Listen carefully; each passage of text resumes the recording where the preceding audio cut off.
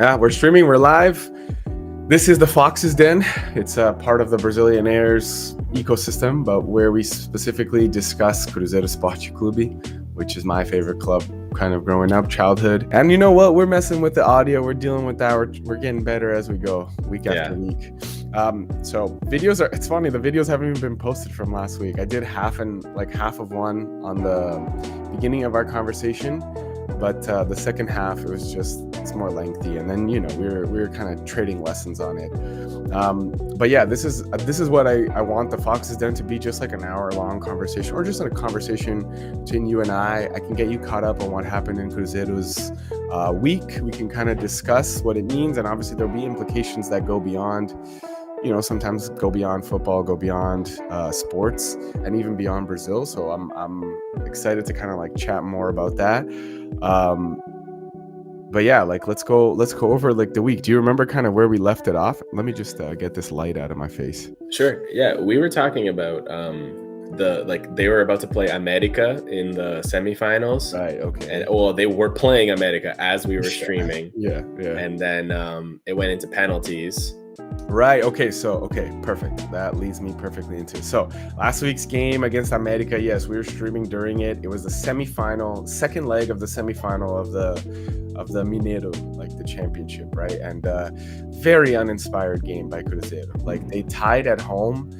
They're the better team, 100% on paper, financially, 100% they are the better team. But something about Cruzeiro, something about America, when America sees that Cruzeiro's on the other side, they always seem to step it up a notch. I don't know what it is about Cruzeiro. It's the game of their lives against Cruzeiro. And in a way, funny enough, it's not the same against Atletico.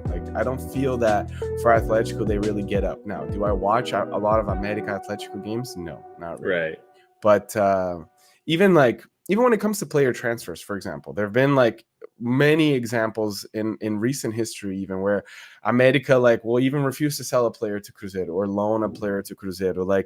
They'll quote a super high price for Cruzeiro, but meanwhile a super normal price for other teams. They had this Uruguayan striker a few years ago, Gonzalo Mastriani, and despite their season being a relegation season, this guy was scoring goals. I think 3 games into last year, 2024, he already had 7 or 8 goals. It was pretty nuts. So whatever, naturally a bunch of other Brazilian teams are oh, you got relegated, but you got this guy, cool, fire sale, we want to buy him.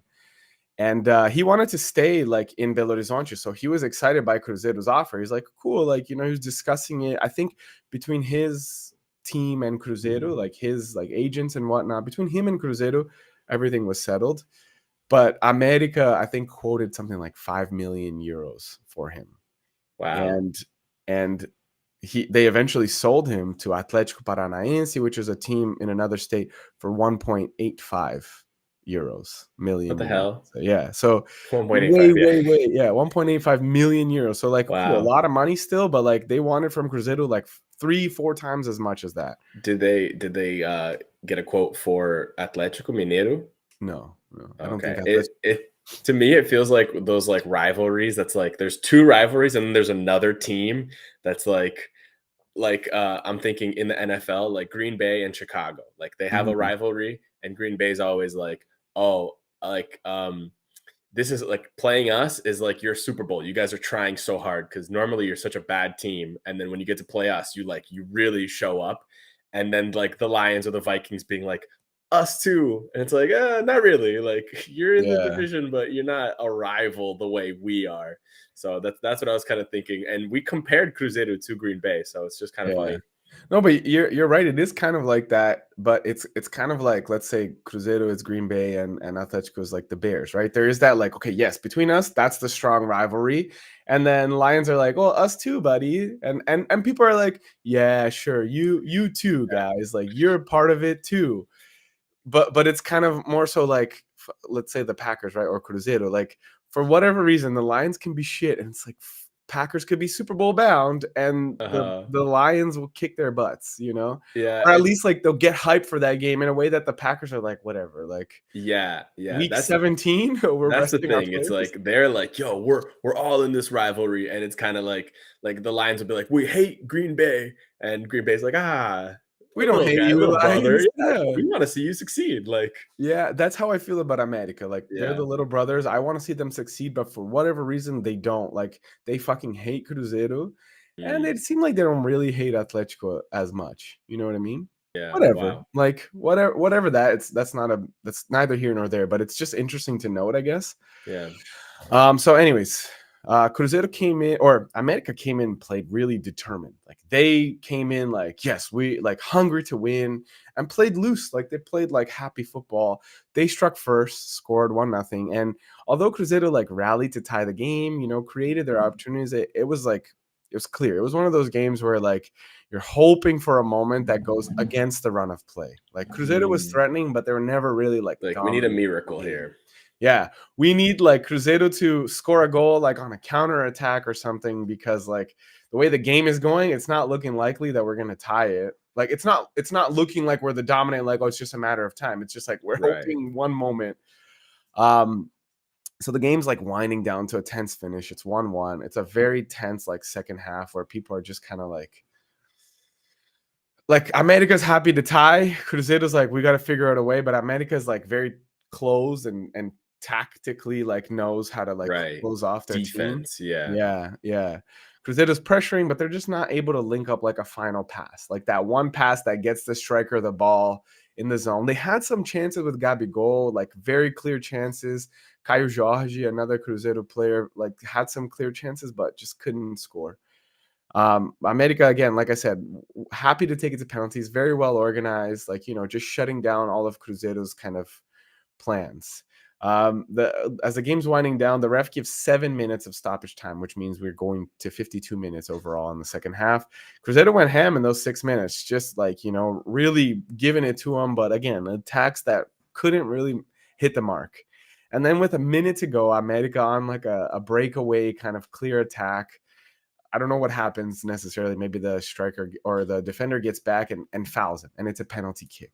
Luckily we don't get red carded, but a penalty kick with a minute to go. It's that clear story of like the better team came, didn't play well, and then gets punished for it, like a last minute penalty. So I'm thinking, and I was texting you, like fucking game over for Cruzeiro, right? Like there's no way. Like a minute left, like maybe he misses, maybe the goalie saves it, but like more often than not, he's gonna score and that's it. But the keeper saved it. Cássio saved the penalty, kept Cruzeiro in it, and at that point, I was like, "Cool, okay, now Cruzeiro is gonna win." Like, Yeah. after that, like That's a sign. exactly. The team is there.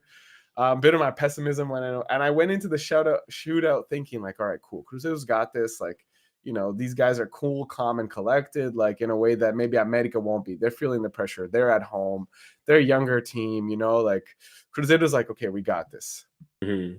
Even though they didn't deserve it, but maybe the attitude of the players, right? So America's goalkeeper is Atleticano. He started out at Atletico. I think he's on loan from Atletico. So he gets really hyped for games against Cruzeiro. He got super hyped for the game last week and even more hype like for this week, right? And then during the shootout, he's like taunting, he's like waving his arms, he's like, he's like that classic like cocky player. Trying to get in their heads. Yeah, but unfortunately for Cruzeiro, he backed it up. Like he wasn't like those cocky players with like cocky, but like, haha, fuck you, buddy. Like you couldn't pull it out. He was cocky and he backed it up. He saved the first Cruzeiro penalty kick, which was from like the right back called William. And at that point, like things really started to go south. Cruzeiro now is on the back foot in the shootout. They scored their next one with Matheus Henrique, one of the midseason transfers that I told you about last week. He came in like as soon as the ref blew the whistle, head down, blasted it right in the corner, just like the goalie jumped to the right angle, but it was such a beautifully taken penalty. It was like there's absolutely no chance. He put it in that exact spot between the goalie's hand and the post, where it's like, buddy, you could have dove as good as you wanted to. There's no way you were gonna get that, right? And also he blasted it with power. So it's like, power, decision, and precision. You love to see it from professional athletes. Exactly. And then next one up was the left back, Marlon, who's been on the team for a few years, but has had like controversial moments in the past where he's gotten red cards in important games, early on, and that left kind of Cruzeiro in a troublesome spot, right? He tries to do the same thing as Matheus Pereira, head down, blasted shot, but his shot goes about 3 meters wide. Like not even close, not even like the keeper save, just like way wide of the net. It never even troubled the keeper. But like on the ground? On the ground-ish, like not super high, not like blasted like a field goal, but not troubling the keeper whatsoever. And that was basically the ball game. Cruzeiro's goalkeeper Cássio did save the next América penalty. Gabigol, which was the next Cruzeiro kick taker, came in, scored like a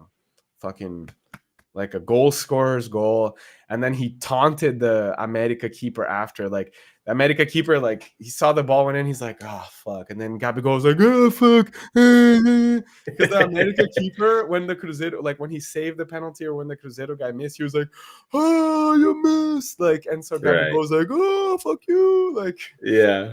I respect that. I respect a player who's like, you know what, fuck you. Like, you're not gonna taunt my team for free. Exactly.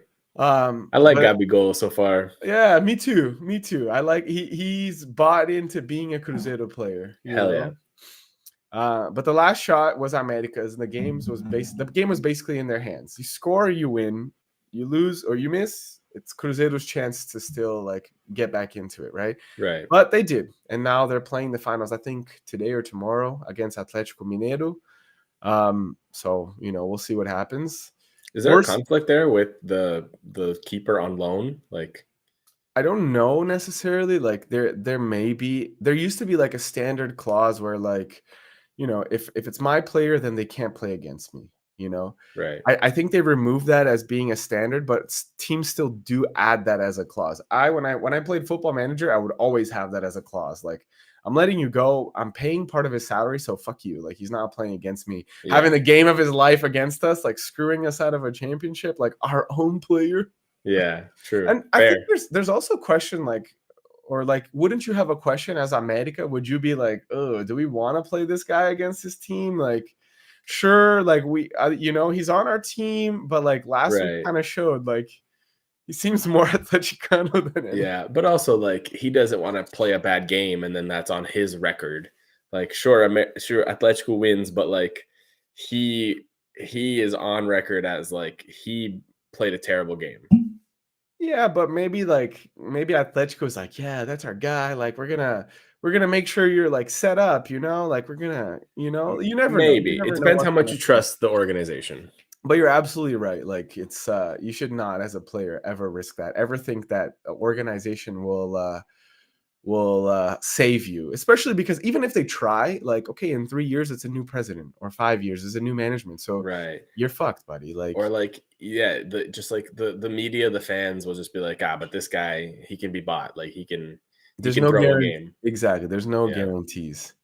Anyways, the saddest part honestly for me, obviously losing to América has kind of become like, whatever. Like, it's not like, oh man, what a disappointment. It is a disappointment, but it's not like, oh, your season's over, you guys fucking suck. The saddest part for me is Belo Horizonte has an ordinance, like a law by the city and the police, that like when it's a derby game, like a rivalry game, you can only have one fan section, like one team's fans present. And for Cruzeiro's home game the week before in the Mineirão, there were 38,000 fans in attendance. Now, granted, the Mineirão is much bigger. It can fit up to 60,000 people, but I'm pretty sure Independencia fits like 20, 25,000. And guess how many fans were there at América's home game, where they were guaranteed, where basically they earned a spot in the final, right? América fans? Yeah, the América fans. Guess how many were there? 6,000. Not even. 5,251.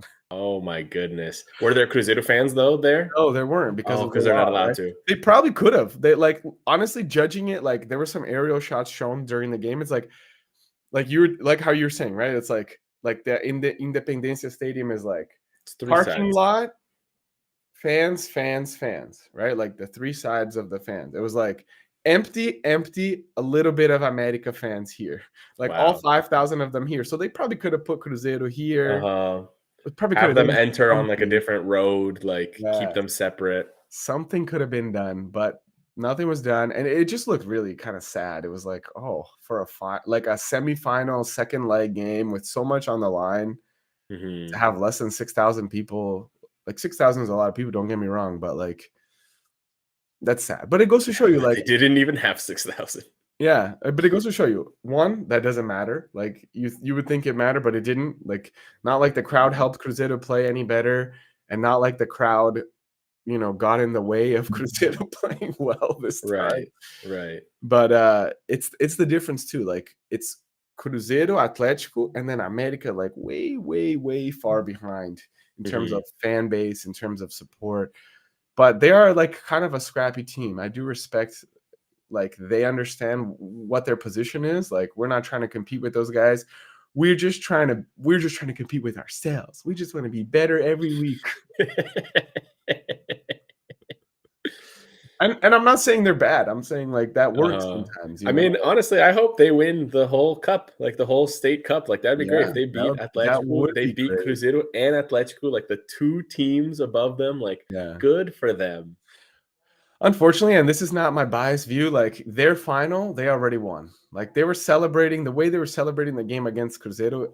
It's not as That was their fervent. Exactly. championship. They're not, even if they win against Atletico, they're not going to be as fervent, The Mm, goalkeeper's not going to be as like, expressive. right. It's going to be a happy moment without a doubt. But if they lose, they're also not going to be pissed. I'll be like, whatever. Like we did what we could. We beat Cruzeiro though. Like can't win them all, right, guys? Yeah, yeah. But yeah, that's it. After the elimination, as I said, now there's a whole month of games and a whole month of just discussion and talk.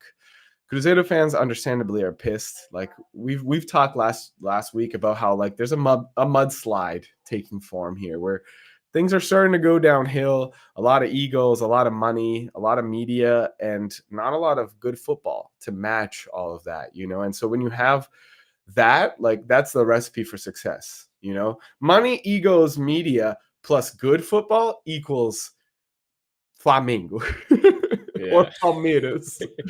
What is up with these celebrations? But yeah, money, media, egos, no good football. It's recipe for disaster, and things can Mhm. quickly go downhill. Corinthians. Corinthians or Cruzeiro at this point, right? Yeah. Some idiots in Belo Horizonte hung up like mannequins with player uniforms. Like they dressed these mannequins in player uniforms and hung them from like a city overpass, kind of like a threat. Like, yo, we're gonna fucking Whoa. kill you guys. Yeah. First of all, what is this, like 1600s? Like who Yeah. fucking threatens What is lynches? this, like cartel, like Mexico? Like, Yeah. relax. But yeah, I guess. Stupid, dangerous, like fucking illegal, right? They singled out three players. They singled out William and Marlon. Mhm. William and Marlon, the two fullbacks. They've been with Cruzeiro for a longer period of time, but Why did they single them out? because they are the two that missed the penalties. Right. Right. And then Mateus Pereira was the third player they singled out. And we talked about him last week, right? Like, and we'll get to more Mateus Pereira news. But those three were singled out. I think, first of all, if you're any of those three players watching, don't worry about that shit. That's stupid. If you're a fan, stop doing that shit, man. That's not helpful to anybody. That's not helpful to you. It's not spreading the message to the players. Like you're doing what I said Mateus Pereira was doing last week, alienating the players, showing future transfers like I don't want to fucking play in Cruzeiro. Like those guys are ungrateful little bitches. Yeah, I can help you win titles, but then I play 3 bad games and you're gonna threaten to hang me. Like yeah, that's and like get a life. Like you're gonna go to jail, potentially go to jail for a team that doesn't give a fuck about you. Like, Yeah, get a damn life. Like, what's a very Mineiro or a very Cruzeiro and I think funny and effective way? Put a banner up just roasting those guys. Like, not roasting them like you fucking asshole. like a Roasting billboard. them, be like, hey, this week, 5 days a week, penalty practice, please. Like, not even a billboard, just a banner. Like, those banners that you hand paint. Like, I think that gets a message way more effective. It's like, imagine you're a player, you're driving, you see these like mannequins. It's like, holy shit, I'm scared. And when you're scared, you're not playing well. Like you're playing scared, right? Like your head is not there. Especially Matheus Pereira just had a kid. Like he already wants out. He's like, bro, they're putting mannequins trying to hang me. Like, Exactly. fuck Yeah. this. And but like imagine you see that and you just see like a very witty, well-crafted joke, and it's like, yes, okay, I get you guys. Me. I know I need to be better. Like I'm with you, you know? Like yeah. And it's funny and it unites everybody. and it unites everybody. Exactly. Everybody's like, yo, this is shit. Like, you know, we're not gonna take it, you know, kind of thing. And like it sends the same message, but without being so rude. Also, like kids are gonna see that, you know, like yeah. and how do you explain that as a parent? It's like, oh, they're just showing off the new Cruzeiro uniform. Like this is just somebody's really effective marketing for their store. Like, Yeah. you I'd know? explain that like stay in school. Yeah, Stay in school or you're gonna be an idiot like this. people are dumb, and Cruzeiro and football, soccer is not that serious, right? This type of shit. I mean, basically, I bring this up. I wanted to show you the thing, but whatever. It doesn't really matter. I bring this up to say this type of shit is unnecessary. It's stupid. It's dangerous. It's illegal, and we need to cut this out of Brazilian football. Period. Period. Mhm. But again, to show you, Brazilian football is not patient. Like the season hasn't even started. They're Right. playing what I think is a freaking joke of a competition. But that's what I told you, right? It's a lose-lose. If you don't fucking make the finals, it's sound the alarms. You guys are fucking incompetent. If you do make the finals, it's like, yeah, well, fucking good. That's what You you were should. supposed to. Yeah, exactly. So, anyways, whatever. Little bullshit. In other Cruzeiro news, like as I said, no games, nothing really to speak of. Um, it's just like the storylines of what happened, right? So Pedrinho, the owner, he went on a little media tear, a little interview run. First things first, on I believe it was Monday when the players came back to the how do I say, like they represented themselves, like they had the Sunday off probably, and then Monday they're like, okay, cool, back to training. Pedrinho was there at training, and apparently after training he went into the locker room and had some words for the players. Like, you know, he came in and as the Brazilian reporters say, is tom de cobrança. So he was like, you know, demanding some Charging them. answers. Yeah, like he was demanding some answers, some like satisfaction. You know, as an owner or as a manager where your employees, let's say, are not performing. One of the things he said is like, we only want players who want to be here. You know, and if you don't want to be here, well, we're happy to move you. We're not going to force you, but find a deal that works for us, and we'll figure it out. So again, addressing those concerns of Matheus Pereira is like, I don't want to be here. Oh, you don't want to be here? Cool. We're not going to keep you somewhere you don't want to be. Mhm. Move forward. Like find an offer that works for us, kind of like they did with the Zenit offer. Found an offer. It worked for them, for all parties. They just couldn't make it happen. I think at the end of the day, Matheus Pereira didn't really want to move to Russia. You know. Yeah. Fair. But okay, cool. On another kind of media outlet interview, he mentioned that he was sought out by an Emirates like ownership group who made him an enticing offer to buy the club, wanted, to turn it into kind of like a Manchester City group type of thing, and really like invest money to buy Cruzeiro from him. Yeah. Oh, dang. Yeah. But then he turned around and made it very clear, like, no, this is my passion, buddy. Like, I don't even care about making money off this thing. Like, this is a toy that only rich people get to buy. This is my Pretty very much. expensive toy, and I'm gonna. This is my real life football manager. I'm not trying exactly. I'm not trying to get rid of this thing. Yeah. He also confirmed my story, my theory. Remember last week where I told you about the game against Atlético Paranaense, where it was like a must-win. They were playing against like a relegation team. And within 3 seconds of that game, this dude gets a stupid red card for elbowing the other team. And then the CEO of Cruzeiro comes in at half and he starts yelling at the team and he starts, being demanding and angry, whatever, emotions. Remember how I said, like, I heard from my sources that some players got upset, and now like piecing together the stories, I'm pretty sure it was Matheus Pereira who got upset, who said, you can't treat us that way. And Pedrinho during his media Confirmed that? Confirmed, like there was a situation against Atlético Paranaense where there was a dust up between Matheus Pereira and the CEO.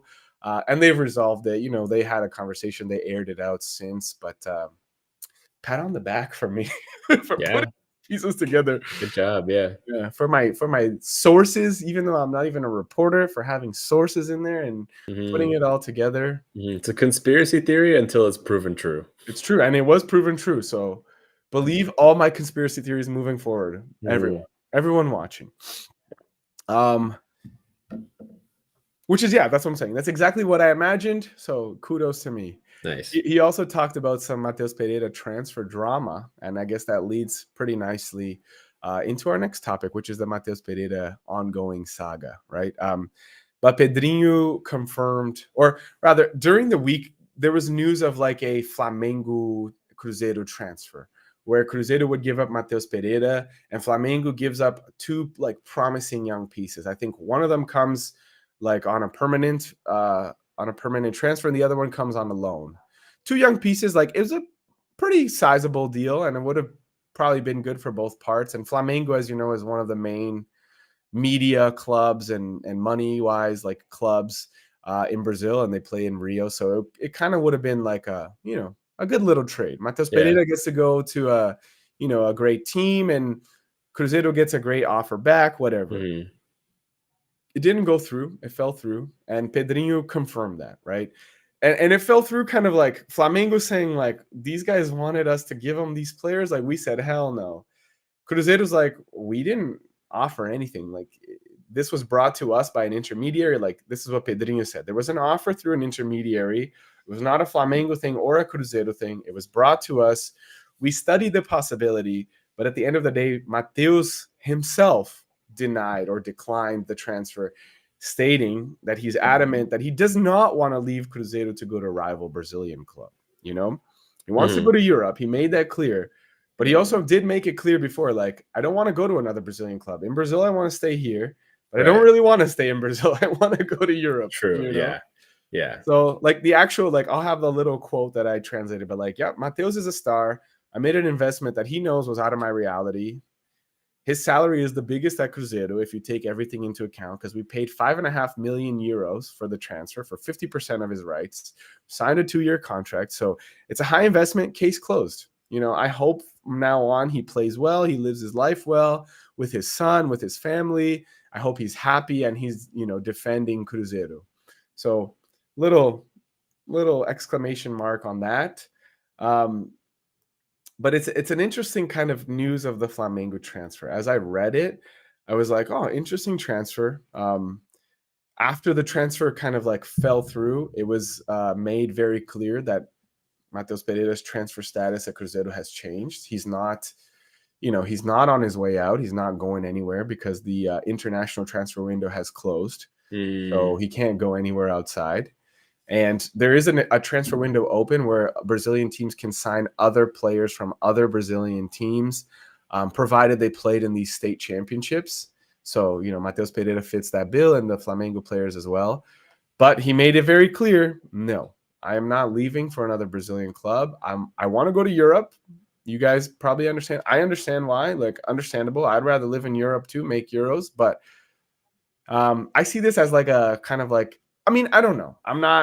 I don't put it past that it actually was a real transfer, but to me, it seems more like an attempt to save face, to like cover your own behind, right? Right. Whether from him or from the team. It's like, look at this deal that was on the table, like a great deal for both clubs, but the player didn't want to go. It's either the club saying like, look, we tried to make it happen. This guy's being difficult to work with, or which I think is the more likely scenario, like a calculated reputation saver from him, or I guess from both sides. But it's like, hey, team is willing, and players just like reinforcing that message of like, guys, I said I want to go to Europe, not fucking Flamengo. Like, I don't Right. want to leave Cruzeiro. Like, I am Cruzeirense.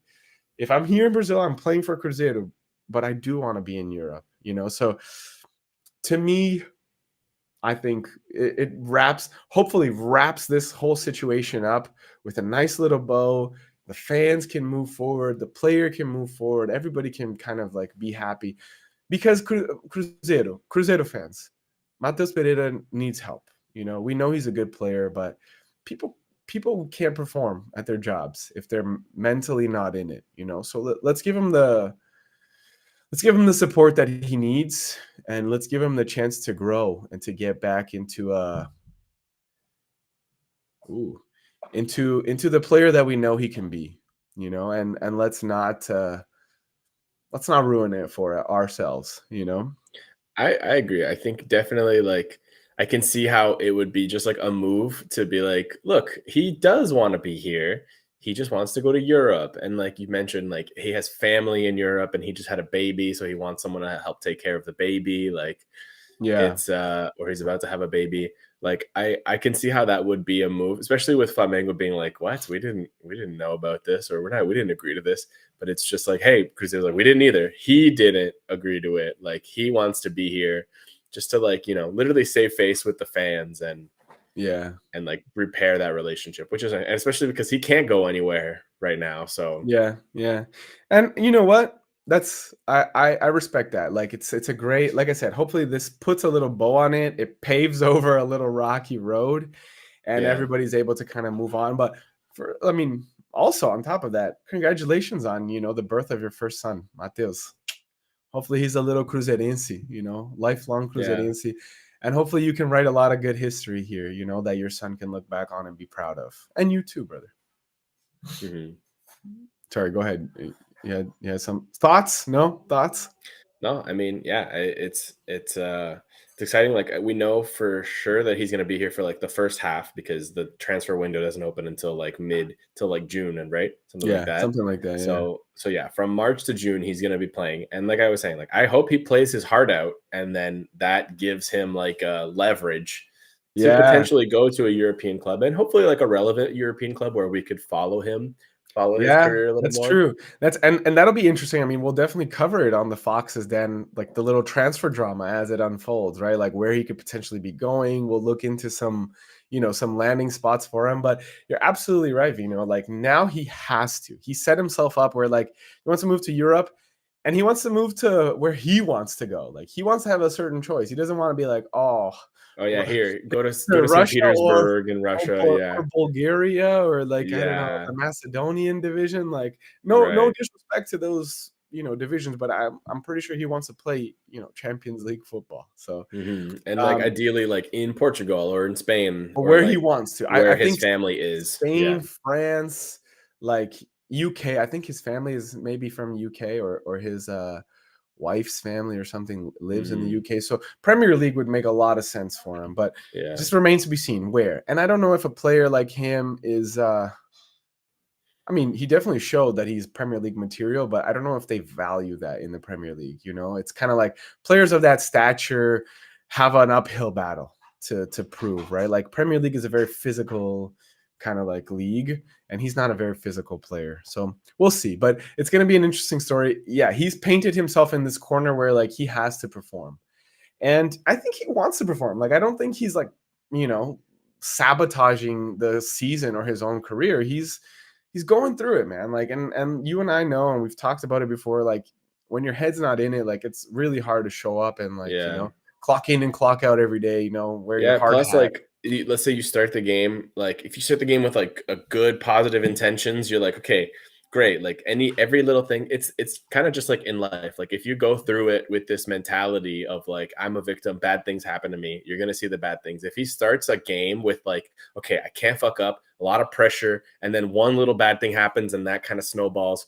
Whereas, like, if he's like, no, like, I'm here, like the fans support me, like then he'll have a whole different approach to any little conflict that happens, you know? Yeah, exactly. Yeah, that's awesome. In other news, like the other kind of highlights of the week, I guess, are two new transfers that Cruzeiro brought in. One is a defender. His name is Mateo Gamarra. He's, I think, Paraguayan defender. I think he's played on the Paraguay national team. He comes from Atlético Paranaense, and Cruzeiro exchange. It's like a year-long loan. Cruzeiro exchanged a young player named Teves, like a young winger, and he's going back the other way to Atlético Paranaense, who is second That's a division great team. deal. That's a great deal for both like teams because like your good player gets to come play in the first division, but he Yeah. stays on your team, and our young player who probably wouldn't get a lot of minutes gets to go play in the second division Yeah. and gets his minutes, and then we just switch back. Like Yeah, it is kind of a win-win. Yeah, it's exactly it. And even better for Cruzeiro because they have a starter, João Marcelo, who got injured and he's out for like the foreseeable future. Like I don't know if Cruzeiro's released like a timeline for his recovery. And they have a guy, Jonathan Jesus, who's like this young defender they signed, I think last year. He stepped in and been playing really, really well, and now good for has, him. has gotten interest from European clubs. He's a pretty young guy. Can you imagine he goes to Europe and Mateus Pereira's like, And it's like, yo, take me with you, brother. what the hell? Package deal. Yeah. No, Mateus Pereira, I don't think I feel like I get the vibe from him. He would be happy for his teammates. Like he doesn't strike me as a guy who's like, I'll be jealous of other people. It's just kind of like, yo, I want mine. I'm gonna be happy for you if you get yours, but this is what I want, you know. That's And good. he's outspoken. He's not afraid to say what he wants, I guess. And you know what? I respect that. Mhm. But So you yeah. said 2 new transfers. You said before there was like 7 transfers mid-season and then 9. So So now this is the 10th and 18. 11th. No, the 10th and 11th transfer of this offseason. So the 18th overall. Yeah. How many players are on a roster? Because there's 11 and then there's probably backup. So probably 22, but is there an extra like third Yeah, string? usually 28 to 30. 25 to 30 would be like a reasonable like amount. There's no like limit. There's no like cap or roster limit. Right. It's like how many players do you want? How many players do we actually need on a roster, right? Like you have to balance like filling the team needs like injury wise and such. Like that's why they signed this player. Like do they have another, like Cruzeiro had 4 like defenders, right? One goes down, 2 play at the same time, but you don't want to only have one backup, right? So they brought in a Right. second backup. There's that like balance when you're, you know, coming up with a team build, right? Where you want this cohesive unit, but you don't want players who are, like you said, like, well, hey, I want an opportunity to play. Like, I'm here just like rotting away on the bench. Like, and you also want your young players to have opportunities to play so that they can keep growing and evolving. But you also want your good players to be with you, like, in case you need them, right? But you also don't want, like, okay, no, I just want to have this in case I need it, but to the detriment of this player's development, to the detriment of this player's careers, right? Like it Right. puts teams and players at odds where it's like, no, well, we want you, we want to be able to count on you, but you're not like part of our starting plans. You know what I mean? Mhm. And like in football, um like you'll see like some like substitutions towards the end of the game, but like it's not like okay, we'll just switch out every few, not like Yeah. in hockey or like Or the NBA. basketball, Like like where you yeah, have a top 8 or 9 players on the roster, or like where you have a rotation, right? yeah, There is such a thing as a rotation in soccer where like, or in football where like, okay, you know, like these 4 or 5 guys usually get subbed in, you know, with mhm. 15-20 minutes to go in the second half. Like, you know, a way to like change up the team. But you're right, like it's not like heavy rotation like Yeah, it's hockey more or strategic. Like, basketball. okay, we need more offense, we need more defense. Maybe this guy's older, so we'll just take him out. Like, it's not like a constant thing. It's like these guys, in theory, the starting lineup will play the whole game, but then Yeah. like they'll take some guys out with like 15 minutes left. Yeah, exactly, exactly. So, I don't know if this guy's like a game changer, this Mateo Gamarra. He's Mhm. 24 years old, young guy. Seems like just like a solid player, you know. Like you said, he's not like a star at Atletico. I think he was riding the bench the last little while. So it's like opportunity for him to come in and be on a Serie A like rotation, you know. And good opportunity for the Cruzeiro young player Tevis to have some playing time, right? It's just like a little shore up the depth opportunity, like low risk move. They also brought in this winger from Internacional, one of the southern teams. So Inter the year before had bought this player called Wesley from Cruzeiro. And this kid came to Cruzeiro like a few years back, came in like with high expectations. Cruzeiro had invested. It was the Ronaldo ownership. They bought him and they invested money. Like they invested money. They put like, I think it was like 3 million euros on this kid, which was like not something that the Ronaldo team used to do. Like they would put some calculated investments on like young players they think have the potential to turn into something else. He was kind of like a, how do I describe this? Like kind of like a Norman Powell, kind of like a Six-man, like six man, yeah, like backup on Palmeiras, but used to come in and like do some damage, you know. And Cruzeiro's like, cool. If we give you a starting spot, like we're making a bet that you're gonna grow in and be a better player. But he came in and like kind of disappointed. You know, he didn't play well. He missed some very clear, wide open opportunities down the stretch of the season where Cruzeiro was like at risk of being relegated. So he really just burned the bridges between the fans. And on his way out, he said some like really cryptic shit about like, oh, it's good to be in like, you know, in places where it's actually fun, or, you know, in locations where it's actually like good to be, kind of thing, you know.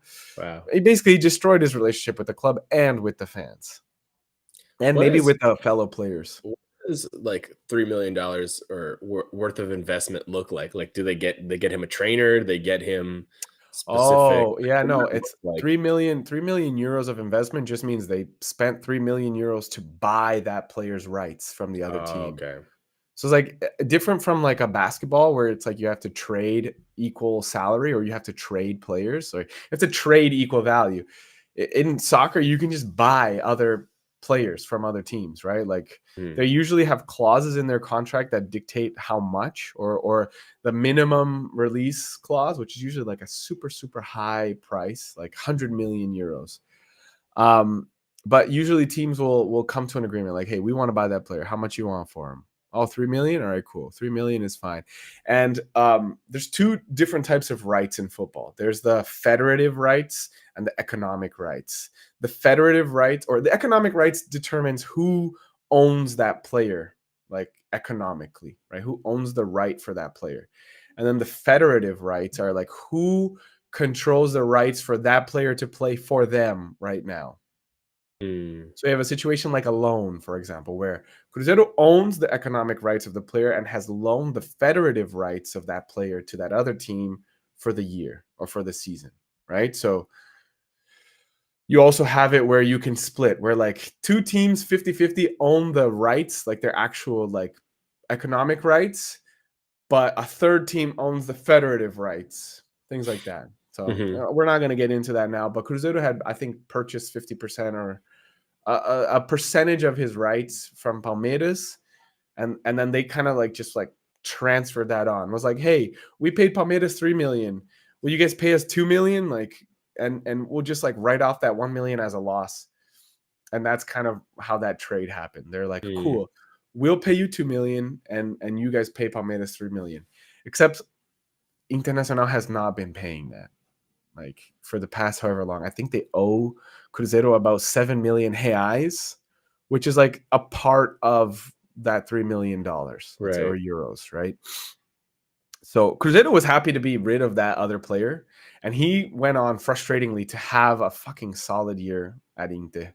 Bastard. And again, on his way out, just throwing these little jabs, which is like, okay, buddy, just be happy where you are. Like, we're not even really paying attention to you anymore. Like, just, you know, no need for these jabs. But again, once you jab other teams, like that comes out in the media, and then they do talk about you. So it is kind of a media game, you know? So basically what happened now, Inter has this player, Van de Son, which is spelled Wanderson, like Anderson with a W. Wow. Uh, he's like a 31-year-old player. Actually, I signed him on a recent Football Manager save where I was playing for PSV. I was playing as PSV, a Dutch team. I think I signed him for like 800,000 euros or something. Very, very cheap. But yeah, Cruzeiro, basically what they did was like said to Inter, okay, we will like waive part of the money you owe us, and you just send us that player. And that's what they did. Like, it was like a part exchange for you know, a little bit of a waiving of the fee that they already owe Cruzeiro, a waiving of a part of their debt, let's say. Mm. This guy seems, again, like a solid piece, not a game changer, but Cruzeiro does need kind of options or depth on the wings. And he is, like I said, a solid player. And the coach has requested that like wing depth. So again, Cruzeiro kind of shoring up their roster a little bit as part of the request of the incoming coach, but also like as part of the upcoming kind of season. That's more or less the week, brother, at Cruzeiro. Like, there's no games to speak of, so the conversations really just go nuts, right? Fans go crazy with that, illegal protests. The stories of the week were really that. Who's to blame for the elimination? How do we move forward from it? Pedrinho, the owner, kind of challenging the players, but also taking a little bit of the heat, going on a bunch of news outlets and more or less dominating the storylines. I think in the sense that gets the pressure off of the players, right? In a sense, it's not like, oh, we're just going to talk about how shit the players were this week. No, we're not. Like, we're just going to talk about these other stories. And then the Mateus Pereira drama, the failed transfer, the like attempts to put a bow on that, and okay, now we're done. Now let's move forward.